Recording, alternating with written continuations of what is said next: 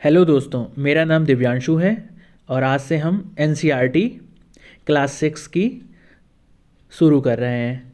अध्याय 1, क्या, कब, कहाँ और कैसे। रशीदा का सवाल। रशीदा बैठी अखबार पढ़ रही थी। अचानक उसकी निगाह एक सुर्खी पर पड़ी। 100 साल पहले। वह सोचने लगी कि यह कोई कैसे जान सकता है कि इतने वर्षों पहले क्या हुआ था। तो कैसे पता लगाएं? यह जानने के लिए कि कल क्या हुआ था तुम रेडियो सुन सकते हो, टेलीविज़न देख सकते हो या फिर अखबार पढ़ सकते हो। साथ ही यह जानने के लिए कि पिछले साल क्या हुआ था तुम किसी ऐसे व्यक्ति से बात कर सकते हो जिसे उस समय की स्मृति हो। लेकिन बहुत पहले क्या हुआ था यह कैसे जाना जा सकता है? अतीत के बारे में हम क्या जान सकते हैं? अतीत के बारे में बहुत कुछ जाना जा सकता है, जैसे लोग क्या खाते थे, कैसे कपड़े पहनते थे, किस तरह के घरों में रहते थे। हम आखेटकों अर्थात शिकारियों, पशुपालकों, कृषकों, शासकों, व्यापारियों, पुरोहितों, शिल्पकारों, कलाकारों, संगीतकारों या फिर वैज्ञानिकों के जीवन के बारे में जानकारियां हासिल कर सकते हैं। यही नहीं, हम यह भी पता कर सकते हैं कि उस समय बच्चे कौन से खेल खेलते थे, कौन सी कहानियां सुना करते थे, कौन से नाटक देखा करते थे या फिर कौन कौन से गीत गाते थे। लोग कहाँ रहते थे?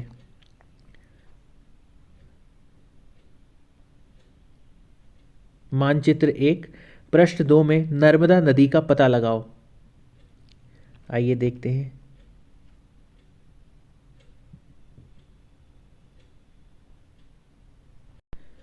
तो इस मानचित्र में हमने नर्मदा नदी को ढूंढ लिया है। ये रही आपकी नर्मदा नदी।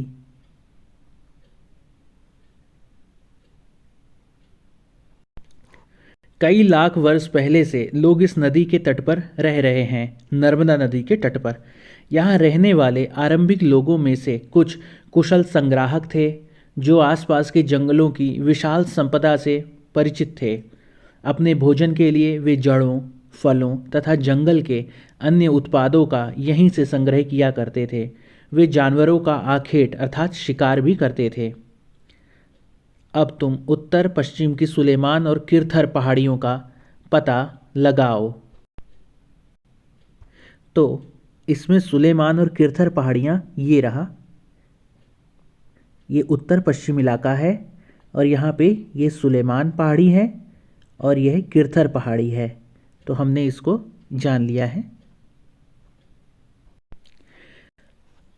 इसी क्षेत्र में कुछ ऐसे स्थान हैं जहाँ लगभग 8000 वर्ष पूर्व स्त्री पुरुषों ने सबसे पहले गेहूं तथा जौ जैसी फसलों का को उपजाना आरंभ किया। सबसे पहले गेहूं और जौ। उन्होंने भेड़, बकरी और गाय बैल जैसे पशुओं को पालतू बनाना शुरू किया। ये लोग गांवों में रहते थे। उत्तर पूर्व में गारो तथा मध्य भारत में विंध्य पहाड़ियों का पता लगाओ। अर्थात हमें इसको पता लगाना है। हम इसमें देख सकते हैं कि ये उत्तर पूर्व में ब्रह्मपुत्र नदी के ठीक नीचे गारो पहाड़ियाँ हैं और हम इसमें विंध्य पहाड़ियाँ भी देख पा रहे हैं ये मध्य भाग में।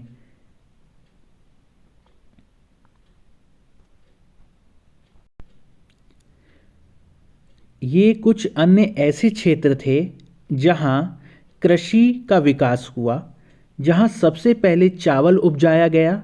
वे स्थान विंध्य के उत्तर में स्थित थे।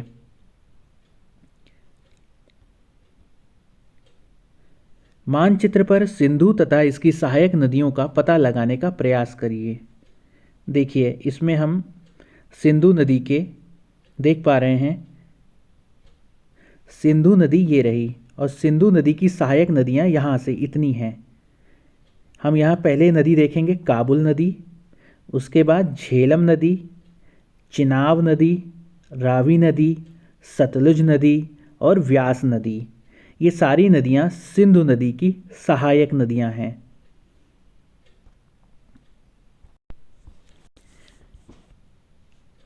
सहायक नदियों में सहायक नदियाँ उन्हें कहते हैं जो एक बड़ी नदी में मिल जाती हैं। लगभग 4700 वर्ष पूर्व इन्हीं नदियों के किनारे कुछ आरंभिक नगर फले फूले। गंगा व इसकी सहायक नदियों के किनारे तथा उत्तर तटवर्ती इलाकों में नगरों का विकास लगभग 2500 वर्ष पूर्व हुआ। अब हमें दोस्तों पता लगाना है गंगा तथा इसकी सहायक नदी सोन का पता लगाओ। तो हम देख सकते हैं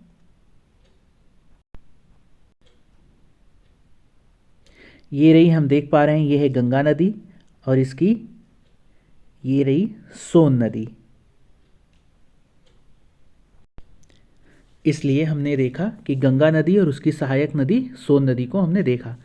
गंगा के दक्षिण में इन नदियों के आसपास का क्षेत्र प्राचीन काल में मगध अर्थात वर्तमान बिहार में नाम से जाना जाता था। इसके शासक बहुत शक्तिशाली थे मगध के, और उन्होंने एक विशाल राज्य स्थापित किया था। देश के अन्य हिस्सों में भी ऐसे राज्यों की स्थापना की गई थी। लोगों ने सदैव उपमहाद्वीप के एक हिस्से से दूसरे हिस्से तक यात्रा की। कभी कभी हिमालय जैसे ऊंचे पर्वतों, पहाड़ियों, रेगिस्तान, नदियों तथा समुद्रों के कारण यात्रा जोखिम भरी होती थी। फिर भी ये यात्रा उनके लिए असंभव नहीं थी। अतः कभी लोग काम की तलाश में तो कभी प्राकृतिक आपदाओं के कारण एक स्थान से दूसरे स्थान जाया करते थे। कभी कभी सेनाएं दूसरे क्षेत्रों पर विजय हासिल करने के लिए जाती थीं। इसके अतिरिक्त व्यापारी कभी काफिले में तो कभी जहाज़ों में अपने साथ मूल्यवान वस्तुएं लेकर एक स्थान से दूसरे स्थान जाते रहते थे। धार्मिक गुरु लोगों को शिक्षा और सलाह देते हुए एक गांव से दूसरे गांव तथा एक कस्बे से दूसरे कस्बे जाया करते थे। कुछ लोग नए और रोचक स्थानों को खोजने की चाह में उत्सुकतावश भी यात्रा करते थे।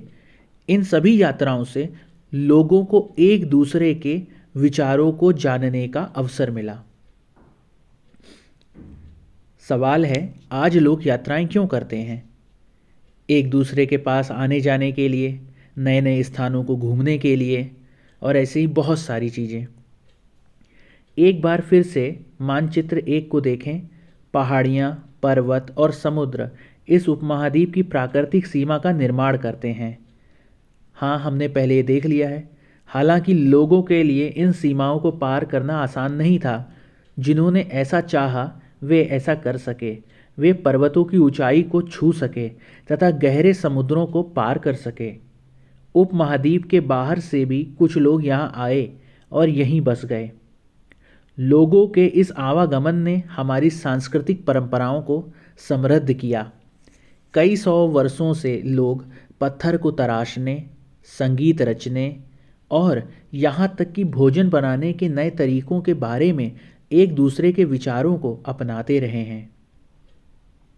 अब हम देखते हैं मानचित्र 1 दक्षिण एशिया मतलब आधुनिक भारत, पाकिस्तान, बांग्लादेश, नेपाल, भूटान और श्रीलंका और अफगानिस्तान, ईरान, चीन तथा म्यांमार आदि पड़ोसी देशों को दर्शाता है।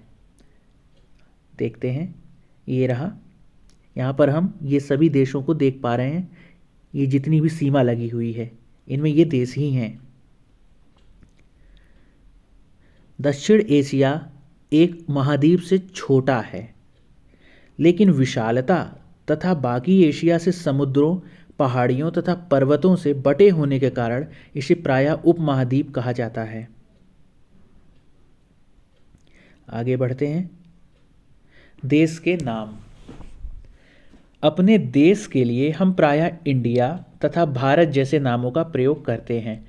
इंडिया शब्द इंडस से निकला है, जिसे संस्कृत में सिंधु कहा जाता है। अपने एटलस में ईरान और यूनान का पता लगाओ। लगभग 2500 वर्ष पूर्व उत्तर पश्चिम की ओर से आने वाले ईरानियों और यूनानियों ने सिंधु को हिंदोस अथवा इंदोस और इस नदी के पूर्व में स्थित भूमि प्रदेश को इंडिया कहा। भारत नाम का प्रयोग उत्तर पश्चिम में रहने वाले लोगों के एक समूह के लिए किया जाता था। इस समूह का उल्लेख संस्कृत की आरंभिक लगभग 3500 वर्ष पुरानी कृति ऋग्वेद में भी मिलता है। बाद में इसका प्रयोग देश के लिए होने लगा। ताड़पत्रों से बनी पांडुलिपि का एक पृष्ठ। यह पांडुलिपि लगभग 1000 वर्ष पहले लिखी गई थी। किताब बनाने के लिए ताड़ के पत्तों को काटकर उनके अलग अलग हिस्सों को एक साथ बांध दिया जाता था। भूर्ज पेड़ की छाल से बनी ऐसी ही एक पांडुलिपि को तुम यहाँ देख सकते हो। ये रही पांडुलिपि, हम यहाँ देख सकते हैं। ये जो पांडुलिपि है ये भूर्ज पेड़ की छाल से बनी हुई है। अतीत के बारे में कैसे जानें? अतीत की जानकारी हम कई तरह से प्राप्त कर सकते हैं। इनमें से एक तरीका अतीत में लिखी गई पुस्तकों को ढूंढना और पढ़ना है। ये पुस्तकें हाथ से लिखी होने के कारण पांडुलिपि कही जाती हैं। अंग्रेजी में पांडुलिपि के लिए प्रयुक्त होने वाला मैन्यूस्क्रिप्ट शब्द लैटिन शब्द मेनू, जिसका अर्थ हाथ है, से निकला है। ये पांडुलिपियाँ प्रायः ताड़पत्रों अथवा हिमालय क्षेत्र में उगने वाले भूर्ज नामक पेड़ की छाल से विशेष तरीके से तैयार भोजपत्र पर लिखी मिलती हैं। इतने वर्षों में इनमें से कई पांडुलिपियों को कीड़ों ने खा लिया तथा कुछ नष्ट कर दी गईं। फिर भी ऐसी कई पांडुलिपियाँ आज भी उपलब्ध हैं। प्रायः ये पांडुलिपियाँ मंदिरों और विहारों में प्राप्त होती हैं। इन पुस्तकों में धार्मिक मान्यताओं व व्यवहारों, राजाओं के जीवन, औषधियों तथा विज्ञान आदि सभी प्रकार के विषयों की चर्चा मिलती है। इनके अतिरिक्त हमारे यहाँ महाकाव्य, कविताएं तथा नाटक भी हैं। इनमें से कई संस्कृत में लिखे हुए मिलते हैं, जबकि अन्य प्राकृत और तमिल में हैं। प्राकृत भाषा का प्रयोग आम लोग करते थे। हम अभिलेखों का भी अध्ययन कर सकते हैं। ऐसे लेख पत्थर अथवा धातु जैसी अपेक्षाकृत कठोर सतहों पर उत्कीर्ण किए गए मिलते। कभी कभी शासक अथवा अन्य लोग अपने आदेशों को इस तरह उत्कीर्ण करवाते थे ताकि लोग उन्हें देख सकें, पढ़ सकें तथा उनका पालन कर सकें। कुछ अन्य प्रकार के अभिलेख भी मिलते हैं जिनमें राजाओं तथा रानियों सहित अन्य स्त्री पुरुषों ने भी अपने कार्यों के विवरण उत्कीर्ण करवाए हैं। उदाहरण के लिए प्रायः शासक लड़ाइयों में अर्जित विजयों का लेखा जोखा रखा करते थे। क्या तुम बता सकती हो कि कठोर सतह पर लेख लिखवाने के क्या लाभ थे? हम इसमें ये देख सकते हैं, कठोर सतह पर अगर लेख लिखे गए हैं तो ये हजारों साल तक वैसे के वैसे ही बने रहते हैं। इससे इनकी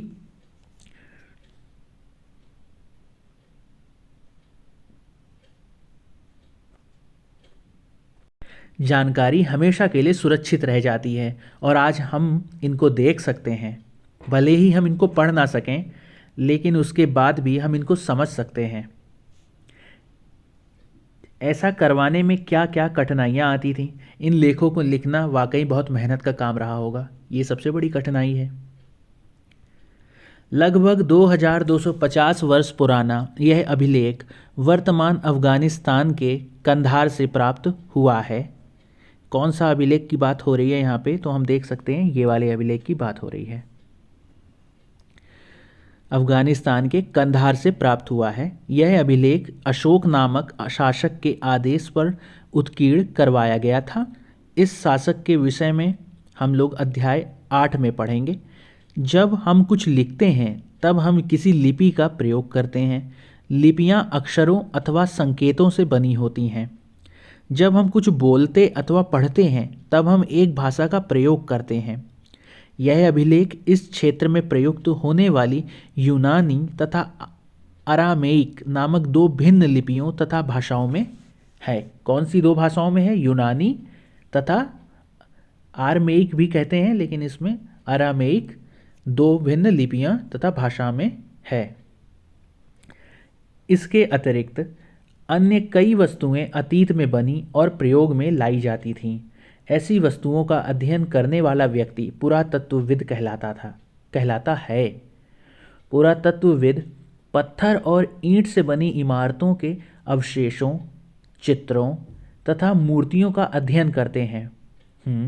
वे औजारों, हथियारों, बर्तनों, आभूषणों तथा सिक्कों की प्राप्ति के लिए छानबीन तथा खुदाई भी करते हैं। इनमें से कुछ वस्तुएं पत्थर, पकी मिट्टी तथा कुछ धातु की बनी हो सकती हैं। ऐसे तत्व कठोर तथा जल्दी नष्ट न होने वाले होते हैं। बाएं, एक प्राचीन नगर से प्राप्त पात्र। ये जो हम पात्र देख पा रहे हैं, ये प्राचीन नगर से प्राप्त पात्र है। इस तरह के पात्रों का प्रयोग 4700 वर्ष पूर्व होता था। जो हम ये पात्र देख रहे हैं, ये 4700 वर्ष पुराना है, लेकिन फिर भी कितना नया लग रहा है। दाईं तरफ हम देख सकते हैं एक पुराना चांदी का सिक्का है। इस तरह के सिक्कों का प्रयोग लगभग 2500 वर्ष पूर्व होता था। ये है ये अग्रभाग है उसका और ये पृष्ठभाग। हमारे द्वारा आज प्रयोग में आने वाले सिक्कों से यह सिक्का कैसे भिन्न है? हमारे सिक्के इन सिक्कों से थोड़े छोटे होते हैं और इन सिक्कों पर केवल और केवल आकृतियाँ बनी हैं, चित्र हैं, लेकिन हमारे सिक्कों में लेख भी होते हैं और चित्र भी होते हैं। पुरातत्वविद जानवरों, चिड़ियों तथा मछलियों की हड्डियाँ भी ढूंढते हैं। इससे उन्हें यह जानने में भी मदद मिलती है कि अतीत में लोग क्या खाते थे। वनस्पतियों के अवशेष बहुत मुश्किल से बच पाते हैं। यदि अन्न के दाने अथवा लकड़ी के टुकड़े जल जाते हैं तो वे जले रूप में बचे रहते हैं। तो हमें ये कब मिलते हैं? पुरातत्वविदों को अन्न के दाने कब मिल पाते हैं? जब वो जल जाते हैं, तभी उनके अवशेष हमें मिल पाते हैं, क्योंकि जलने के उपरांत वो बचे रहते हैं, जले हुए रूप में बचे रहते हैं। क्या पुरातत्वविदों को बहुधा कपड़ों के अवशेष मिलते होंगे? बिल्कुल मिलते हैं। पांडुलिपियों, अभिलेखों तथा पुरातत्व से ज्ञात जानकारियों के लिए इतिहासकार प्रायः स्रोत शब्द का प्रयोग करते हैं। इतिहासकार उन्हें कहते हैं कि जो अतीत का अध्ययन करते हैं, स्रोत के प्राप्त होते ही अतीत के बारे में पढ़ना बहुत रोचक हो जाता है, क्योंकि इन स्रोतों की सहायता से हम धीरे धीरे अतीत का पुनर्निर्माण करते जाते हैं। अतः इतिहासकार तथा पुरातत्वविद उन जासूसों की तरह हैं जो इन सभी स्रोतों का प्रयोग सुराग के रूप में कर अतीत को जानने का प्रयास करते हैं। अतीत, एक या अनेक? क्या तुमने इस पुस्तक के शीर्षक हमारे अतीत पर ध्यान दिया है? यहाँ अतीत शब्द का प्रयोग बहुवचन के रूप में किया गया है। ऐसा इस तथ्य की ओर ध्यान दिलाने के लिए किया गया है कि अलग अलग समूह के लोगों के लिए इस अतीत के अलग अलग मायने थे। उदाहरण के लिए, पशुपालकों अथवा कृषकों का जीवन राजाओं तथा रानियों के जीवन से तथा व्यापारियों का जीवन शिल्पकारों के जीवन से बहुत भिन्न था। जैसा कि हम आज भी देखते हैं, उस समय भी देश के अलग अलग हिस्सों में लोग अलग अलग व्यवहारों और रीति रिवाजों का पालन करते थे। उदाहरण के लिए, आज अंडमान द्वीप के अधिकांश लोग अपना भोजन मछलियाँ पकड़कर, शिकार करके तथा फल फूल के संग्रह द्वारा प्राप्त करते हैं। इसके विपरीत शहरों में रहने वाले लोग खाद्य आपूर्ति के लिए अन्य व्यक्तियों पर निर्भर करते हैं। इस तरह के भेद अतीत में भी विद्यमान थे। इसके अतिरिक्त एक अन्य जगह एक अन्य तरह का भेद है। उस समय शासक अपनी विजयों का लेखा जोखा रखते थे। यही कारण है कि हम उन शासकों तथा उनके द्वारा लड़ी जाने वाली लड़ाइयों के बारे में काफ़ी कुछ जानते हैं, जबकि शिकारी, मछुआरे, संग्राहक, कृषक अथवा पशुपालक जैसे आम आदमी प्रायः अपने कार्यों का लेखा जोखा नहीं रखते थे। पुरातत्व की सहायता से हमें उनके जीवन को जानने में मदद मिलती है, हालांकि अभी भी इनके बारे में बहुत कुछ जानना शेष है। तिथियों का मतलब। तिथियों का मतलब क्या है? अगर कोई तुमसे तिथि के विषय में पूछे तो तुम शायद उस दिन की तारीख, माह, वर्ष जैसे कि 2000 या इसी तरह का कोई और वर्ष बताओगे। वर्ष की यह गणना ईसाई धर्म प्रवर्तक ईसा मसीह के जन्म की तिथि से की जाती है। अतः 2000 वर्ष कहने का तात्पर्य ईसा मसीह के जन्म के 2000 वर्ष के बाद से है। ईसा मसीह के जन्म के पूर्व की सभी तिथियां ईसा पूर्व अर्थात ईसा से पहले के रूप में जानी जाती हैं। इस पुस्तक में हम 2000 को अपना आरंभिक बिंदु मानते हुए वर्तमान से पूर्व की तिथियों का उल्लेख करेंगे। इतिहास और तिथियां। अंग्रेजी में बीसी अर्थात हिंदी में ईसा पूर्व का तात्पर्य बिफोर क्राइस्ट है, ईसा पूर्व होता है। कभी कभी तुम तिथियों से पहले एडी हिंदी में ईस्वी लिखा पाते हो। यह एनो डामिनी नामक दो लैटिन शब्दों से बना है तथा इसका तात्पर्य ईसा मसीह के जन्म के वर्ष से है। कभी कभी एडी की जगह सीई तथा बीसी की जगह बीसीई का प्रयोग होता है। सीई अक्षरों का प्रयोग कॉमन एरा तथा बीसीई का बिफोर कॉमन एरा के लिए होता है।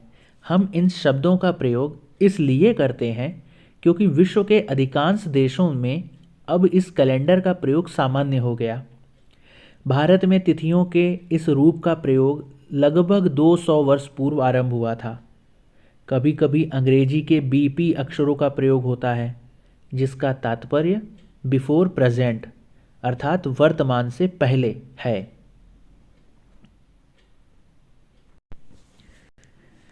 अन्यत्र। जैसा कि हमने पहले पढ़ा, अभिलेख कठोर सतहों पर उत्कीर्ण करवाए जाते हैं। इनमें से कई अभिलेख कई सौ वर्ष पूर्व लिखे गए थे। सभी अभिलेखों में लिपियों और भाषाओं का प्रयोग हुआ है। समय के साथ साथ अभिलेखों में प्रयुक्त भाषाओं तथा लिपियों में बहुत बदलाव आ चुका है। विद्वान यह कैसे जान पाते हैं कि क्या लिखा था? इसका पता अज्ञात लिपि का अर्थ निकालने की एक प्रक्रिया द्वारा लगाया जा सकता है। इस प्रकार से अज्ञात लिपि को जानने की एक प्रसिद्ध कहानी उत्तरी अफ्रीकी देश मिस्र से मिलती है। लगभग 5000 वर्ष पूर्व यहाँ राजा रानी रहते थे। ये हम देख पा रहे हैं, ये मिस्र के कुछ चित्र हैं जिन्हें ऐसे समझाया गया है। मिस्र के उत्तरी तट पर रोसेट्टा नाम का एक कस्बा है। यहाँ से एक ऐसा उत्कीर्णित पत्थर मिला है जिस पर एक ही लेख 3 भिन्न भिन्न भाषाओं तथा लिपियों अर्थात यूनानी तथा मिस्री लिपि के 2 प्रकारों में है।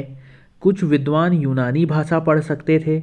उन्होंने बताया कि यहाँ राजाओं तथा रानियों के नाम एक छोटे से फ्रेम में दिखाए गए हैं। इसे कारतूस कहा जाता है। इसके बाद विद्वानों ने यूनानी तथा मिस्री संकेतों को अगल बगल रखते हुए मिस्री अक्षरों की समानार्थक ध्वनियों की पहचान की।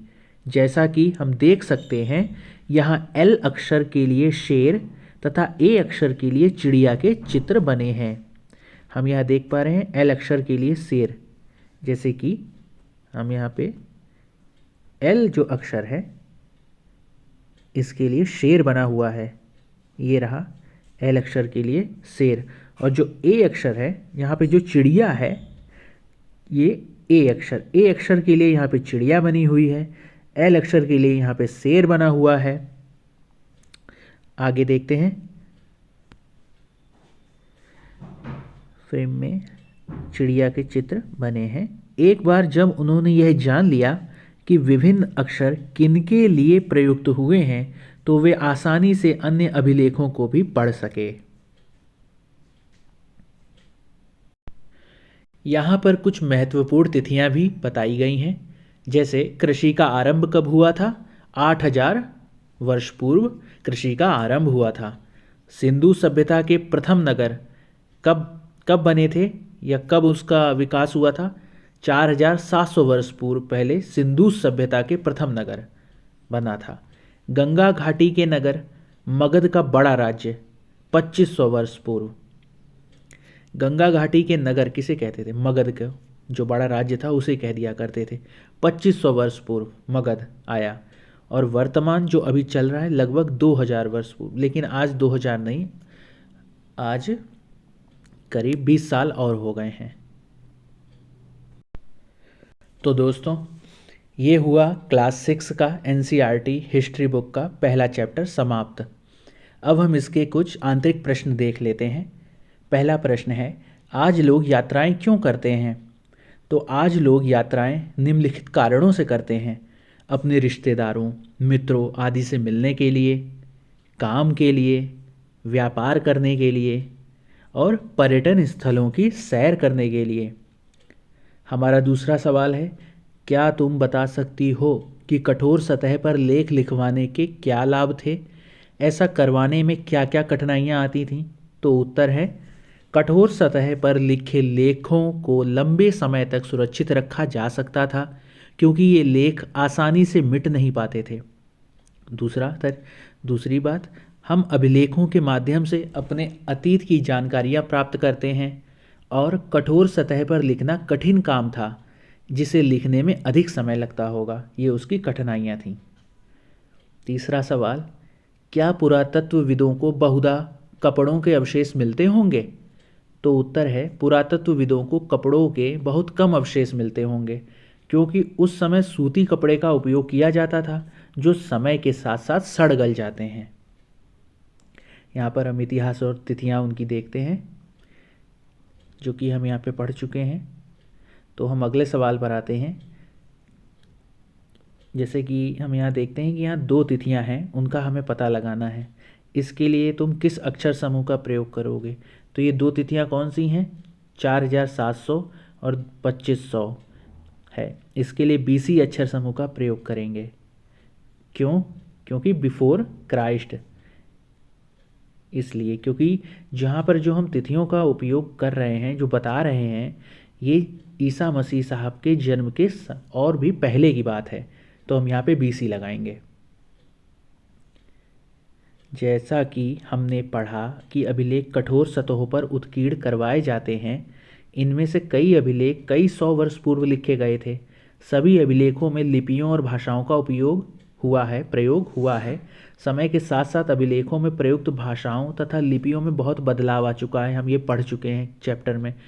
तो विद्वान यह कैसे जान पाते हैं कि क्या लिखा था? इसका पता अज्ञात लिपि का अर्थ निकालने की प्रक्रिया द्वारा लगाया जा सकता है। जैसे कि हमने देखा था, जैसे L के लिए शेर या शेर के लिए L और A के लिए यहाँ पे चिड़िया प्रयुक्त की गई है। तो हम यहाँ पर यही क्वेश्चन लेते हैं कि मिस्र के रोसेट्टा नामक कस्बे में मिले पत्थर पर लेख कितनी भाषाओं तथा लिपियों में उत्कीर्णित हैं? तो मिस्र के उत्तरी तट पर रोसेट्टा नामक कस्बे में मिले पत्थर पर लेख 3 भिन्न भिन्न भाषाओं तथा लिपियों में उत्कीर्णित किया गया है। शेर का चित्र किस अक्षर के लिए प्रयुक्त किया गया है? तो उत्तर है, शेर का चित्र L अक्षर के लिए प्रयुक्त किया गया है। चिड़िया का चित्र किस अक्षर के लिए प्रयुक्त किया गया है? चिड़िया का चित्र A अक्षर के लिए प्रयुक्त किया गया है।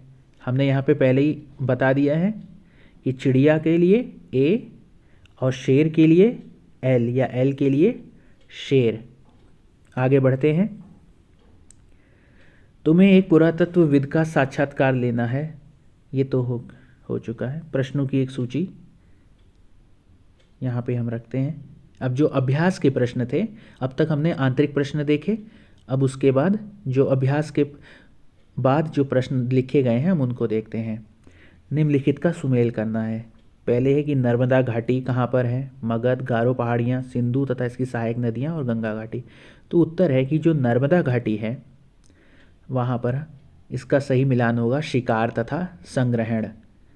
और जो मगध है ये पहला बड़ा राज्य है। हमने जैसे कि पहले ही पढ़ा है कि मगध ही वो पहला बड़ा राज्य है जो कि सबसे पहले नज़र में आया। मगध पहला बड़ा राज्य, हम यहाँ पे ऐसे सुमेलित कर सकते हैं। नर्मदा घाटी, शिकार तथा संग्रहण। मगध पहला बड़ा राज्य। गारो पहाड़ियाँ ये है आरंभिक कृषि। यहाँ देख सकते हैं सिंधु तथा इसकी सहायक नदियाँ, ये प्रथम नगर यहाँ पर बसा था। सिंधु तथा इसकी सहायक नदियाँ के आसपास ये प्रथम नगर बसा था। हमने वहाँ पे कई नदियाँ बताई थी, जैसे कि रावी, व्यास, सतलुज, ये सब नदियों के आसपास नगर बसा था प्रथम नगर। गंगा घाटी 2500 वर्ष पूर्व के यहाँ पे लगभग नगर बसे थे। अब जैसे कि हमारा दूसरा सवाल है, पांडुलिपियों तथा अभिलेखों में एक प्रमुख अंतर बताओ। तो उत्तर है, पांडुलिपियाँ प्रायः ताड़पत्रों अथवा भोजपत्रों पर हाथ से लिखी जाती थीं, जबकि अभिलेखों को पत्थर या धातु जैसी कठोर सतहों पर उत्कीर्ण या कहें खोद कर लिखना पड़ता था। तो कठोर सतहों पर उत्कीर्ण किया जाता था। अब हम यहाँ देखते हैं, रशीदा के प्रश्न को फिर से पढ़ो, इसके क्या उत्तर हो सकते हैं। तो उत्तर है, हमें अतीत के विषय में पांडुलिपियों व अभिलेखों का अध्ययन करके जानकारी प्राप्त की जा सकती है।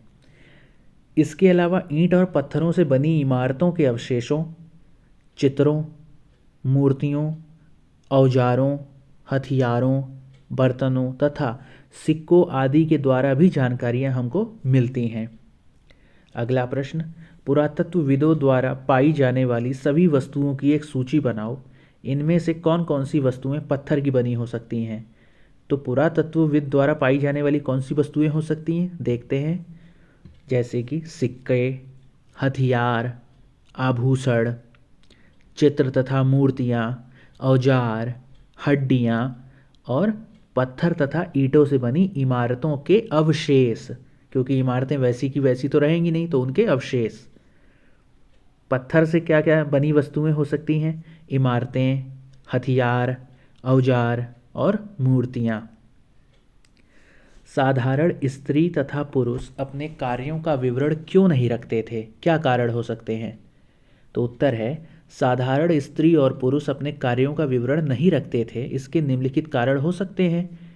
पहला कारण हो सकता है कि साधारण स्त्री और पुरुष अपने कार्यों को इतना महत्वपूर्ण नहीं मानते होंगे कि उनका विवरण तैयार किया जाए, और यह भी संभव है कि वे पढ़े लिखे भी ना हों, और यह भी संभव है कि वे गरीब हों और उत्कीर्ण करवाने का कार्य खर्चीला हो।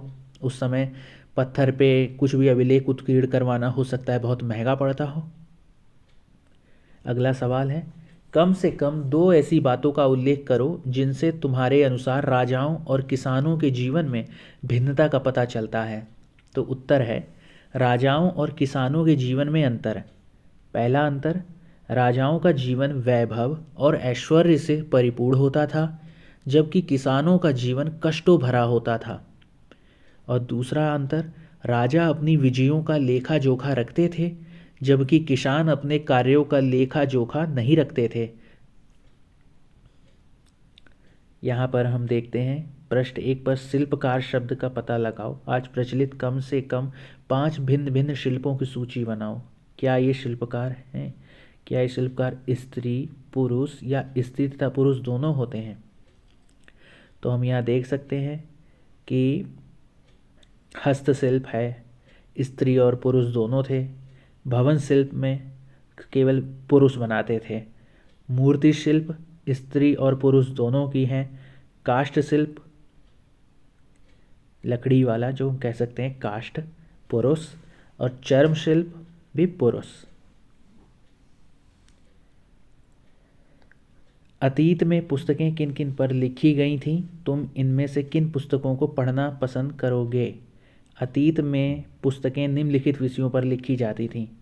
धार्मिक मान्यताओं व व्यवहारों पर, धर्म पर लिखी जाती थीं। क्या मान्यताएं हैं, व्यवहार कैसे करते हैं, धर्म के अनुष्ठान वगैरह, उन पर लिखी जाती थीं। दूसरा, राजाओं के जीवन पर किताबें लिखी जाती थीं अतीत में। तीसरा, औषधियों, मतलब हम कह सकते हैं दवाइयों, एक तरह से प्राचीन काल में औषधियों तथा विज्ञान पर किताबें लिखी जाती थीं। और महाकाव्य, कविताएं तथा नाटक पर पुस्तकें लिखी जाती थीं। ये मतलब विषय थे। महाकाव्य विषय हो सकता है, कविताएं भी विषय थीं पुस्तक लिखने के लिए, और नाटक भी। तो दोस्तों, ये था आज का लेसन उसके हमने आंतरिक और उसके बाद अभ्यास के बाद लिए जाने वाले सभी प्रश्नों का उत्तर हमने जान लिया है। आप सभी का हमारे साथ जुड़ने के लिए बहुत बहुत धन्यवाद।